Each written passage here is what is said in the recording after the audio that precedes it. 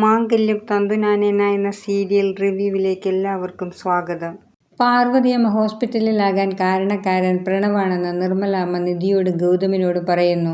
അമ്മ എന്തിനാണ് പ്രണവിനോട് വഴക്കിടാൻ പോയതെന്ന് ഗൗതം ചോദിക്കുന്നു. പിന്നെ ഞാൻ അവൻ നിന്നെ ചീത്ത പറയുന്നത് കേട്ടു നിൽക്കണോ എന്ന് പാർവതിയമ്മ ചോദിക്കുന്നു. അവൻ എന്നെ അനാഥനെന്ന് വിളിച്ചു കാണുമല്ലേ? അതെത്ര പ്രാവശ്യം അവൻ എന്നെ വിളിച്ചിട്ടുണ്ട്.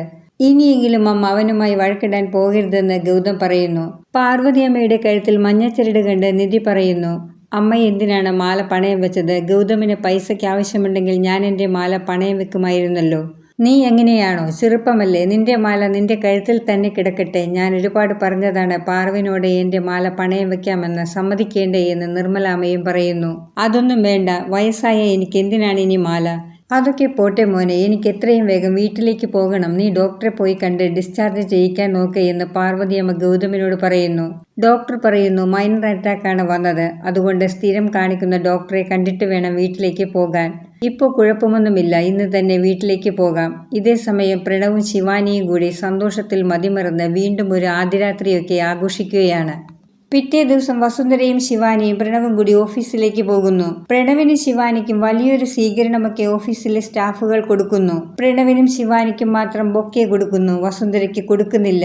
ശിവാനി ഓഫീസ് സ്റ്റാഫുകളോട് പറയുന്നു, ഇനി മുതൽ ഞാനും പ്രണവും പറയുന്നത് മാത്രം നിങ്ങൾ അനുസരിച്ചാൽ മതിയെന്ന്. ശിവാനിയുടെ അടുത്ത ഉദ്ദേശം വസുന്ധരയെ കൂടി ഈശ്വരമംഗലത്ത് നിന്നും ഓഫീസിൽ നിന്നും പറഞ്ഞു വിടണമെന്നാണ്.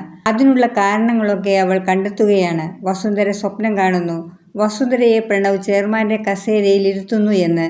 അവർ ഇത്ര നാളും പാല് കൊടുത്ത് വളർത്തിയത് വിഷപ്പാമ്പുകളെയാണെന്ന് അവർ അറിയാൻ പോകുന്നതേയുള്ളൂ. ഈശ്വരമംഗലം എന്ന പേര് ഉടനെ തന്നെ മാറ്റി ശിവാനി എന്റർപ്രൈസസ് എന്നൊക്കെ എഴുതി വെച്ചിട്ടുണ്ട്. വലിയൊരു കമ്പനിയുടെ പേര് ഉടനെ ഒന്നും അങ്ങനെ മാറ്റാൻ കഴിയില്ലെന്ന് പോലും കഥ എഴുതുന്നയാൾക്ക് അറിയില്ല. ശിവാനി പേരൊക്കെ മാറ്റിയതറിഞ്ഞ് CKCയും ജ്യോതിർമയും സന്തോഷിക്കുന്നു. എത്രയും വേഗം ഇനി പ്രണവിനെയും ശിവാനിയെയും ഈശ്വരമംഗലം കമ്പനിയിൽ നിന്നും പുറത്താക്കി എല്ലാം തൻ്റെ കമ്പനിയുമായി ചേർക്കണമെന്ന് CKCയും ജ്യോതിർമയും കൂടി പറയുന്നു. ഈശ്വരമംഗലം എന്ന കമ്പനിയുടെ പേര് മാറ്റിയാൽ അത് ബിസിനസ്സിനെ ബാധിക്കുമെന്ന ബുദ്ധി പോലും പ്രണവിനില്ല. ശിവാനിയുടെ എല്ലാ പേക്കൂത്തുകൾക്കും അവൻ കുടപിടിച്ചു കൊടുക്കുന്നു. ശിവാനി വസുന്ധരയോട് പറയുന്നു, ഗൗതമിനെ ഇരുത്തിയതുപോലെ പ്രണവിനെയും ചെയർമാൻ കസേരയിൽ ഇരുത്തണമെന്ന്.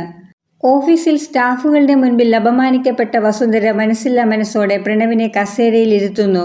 കസേരയിൽ ഇരുന്നാൽ മാത്രം മതി, ബിസിനസ് കെങ്കേമമായി വളരുമെന്നാണ് പ്രണവിന്റെ വിചാരം. നിധിയും ഗൗതമും വസുന്ധരയെ എത്രത്തോളം സ്നേഹിച്ചിരുന്നു. എന്നിട്ടും അവർക്ക് നിധിയെ എങ്ങനെയും ഈശ്വരമംഗലത്ത് നിന്നും ഗൗതമിന്റെ ജീവിതത്തിൽ നിന്നും പുറത്താക്കണമെന്ന് മാത്രമായിരുന്നു. ഇപ്പോൾ ശിവാനിയുടെ തനി സ്വഭാവം പുറത്തെടുത്ത് വസുന്ധരയെ കൂടി ഈശ്വരമംഗലത്ത് നിന്ന് പുറത്താക്കാൻ നോക്കുന്നു. ശിവാനി ഒരു ജോലിക്കാരിയെ വീട്ടിൽ വരുത്തുന്നു.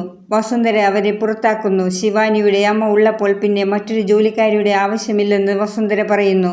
എന്നിട്ട് ശിവാനിയുടെ അമ്മ രേണുകയോട് ഒരു കാപ്പി ഉണ്ടാക്കി കൊണ്ടുവരാൻ വസുന്ധര പറയുന്നു. ഉടനെ തന്നെ വസുന്ധരയെ ധിക്കരിക്കേണ്ട എന്ന് മനസ്സിൽ പറഞ്ഞ രേണുക വസുന്ധരയ്ക്ക് കാപ്പിയിട്ട് കൊടുക്കുന്നു. അത് കണ്ടുവരുന്ന ശിവാനി കാപ്പി തട്ടിക്കളയുന്നു. എൻ്റെ അമ്മയെ ഞാൻ ഇവിടെ നിർത്തിയിരിക്കുന്നത് ഇവിടുത്തെ ജോലിക്കാരിയാക്കാനല്ല എന്ന് പറഞ്ഞ് തിരിച്ചുപോയ ജോലിക്കാരിയെ വീണ്ടും കൊണ്ടുവരുന്നു. വീഡിയോ കാണുന്നവർ സബ്സ്ക്രൈബ് ചെയ്യാനും ബെല്ലൈക്കൺ അമർത്താനും മറക്കരുത്.